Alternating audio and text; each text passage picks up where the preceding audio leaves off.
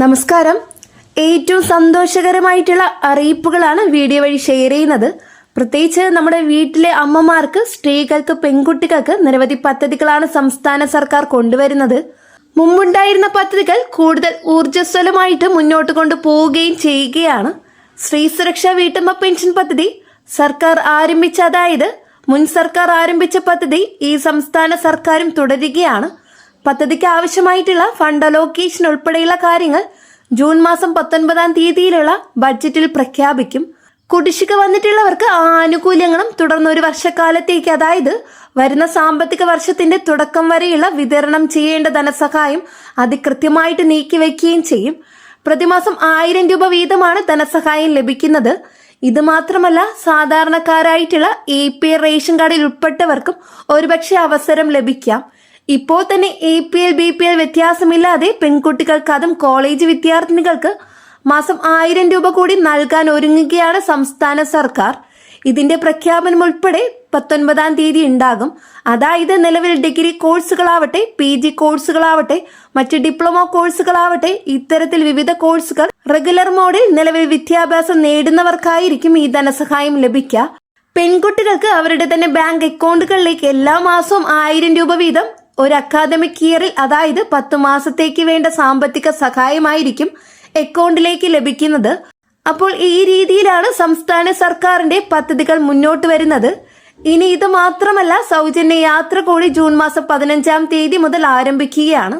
സംസ്ഥാനത്തുടനീളമുള്ള KSRTCയുടെ ordinary ബസ്സിലായിരിക്കും ആദ്യഘട്ടത്തിൽ. അതായത് ഇതൊരു ട്രയൽ റൺ എന്ന രീതിയിലാണ് ഉദ്ദേശിക്കുന്നത്. 100 ദിവസത്തേക്കുള്ള പരീക്ഷണം. ആ ഒരു സമയം നമുക്ക് ഓർഡിനറി ബസ്സുകളിൽ സൗജന്യ യാത്ര. ഓർഡിനറി ബസ്സുകളിലുള്ള ഇത്തരം സൗജന്യ യാത്രയിൽ സ്ത്രീ ഗുണഭോക്താക്കൾക്ക്, പെൺകുട്ടികൾക്ക് യാത്ര സൗജന്യമായിട്ട് തന്നെയാണ്. ഇതിന്റെ അടിസ്ഥാനത്തിൽ, അതായത് എത്ര തുകയാണ് സംസ്ഥാന സർക്കാരിന് ബാധ്യതയായിട്ട് വരുന്നത്, അത് കൃത്യമായിട്ട് പരിശോധിച്ച് അതോടൊപ്പം തന്നെ സ്ത്രീ ഗുണഭോക്താക്കളുടെ റെസ്പോൺസ് ഇതിൽ എത്രത്തോളമാണ്, ഇതെല്ലാം തന്നെ കൃത്യമായിട്ട് പരിശോധിച്ച ശേഷമായിരിക്കും ഇതിന്റെ അപ്ഡേഷൻ. 100 ദിവസത്തിന് ശേഷം ഇതിന്റെ തുടർന്നുള്ള അപ്ഡേഷൻ മറ്റ് വിഭാഗങ്ങളിൽ കൂടി, അതായത് ലിമിറ്റഡ് സ്റ്റോപ്പ്, ഫാസ്റ്റ് പാസഞ്ചർ തുടങ്ങിയ വിഭാഗങ്ങളിൽ പരിഗണിക്കാമോ, ഇങ്ങനെയുള്ള പല കാര്യങ്ങളിൽ തീരുമാനമെടുക്കുന്നത്. അപ്പോൾ ഈ കാര്യങ്ങൾ തീർച്ചയായിട്ടും ശ്രദ്ധിക്കുക. സ്ത്രീ ഗുണഭോക്താക്കൾക്ക്, പെൺകുട്ടികൾക്ക്, അമ്മമാർ, ഇവർക്കെല്ലാം തന്നെ ഏറ്റവും കൂടുതൽ പ്രയോജനകരമാകുന്ന കുറച്ച് പദ്ധതികളൊക്കെയാണ് വരാൻ പോകുന്നത്. ഇന്ദിരാ ഗ്യാരണ്ടി എന്ന 5 ഗ്യാരണ്ടികളിൽ ഉൾപ്പെടുത്തിയാണ് ഇത്തരത്തിൽ വിവിധ പദ്ധതികൾ ക്രമീകരിക്കുന്നത്. അതുകൊണ്ട് തന്നെ ഇതെല്ലാം തന്നെ മുൻഗണന നൽകി നടപ്പിലാക്കുന്ന പദ്ധതികളാണ്. ജൂൺ മാസം 15-ാം തീയതി മുതൽ സൗജന്യ യാത്രയ്ക്ക് തുടക്കമാകും.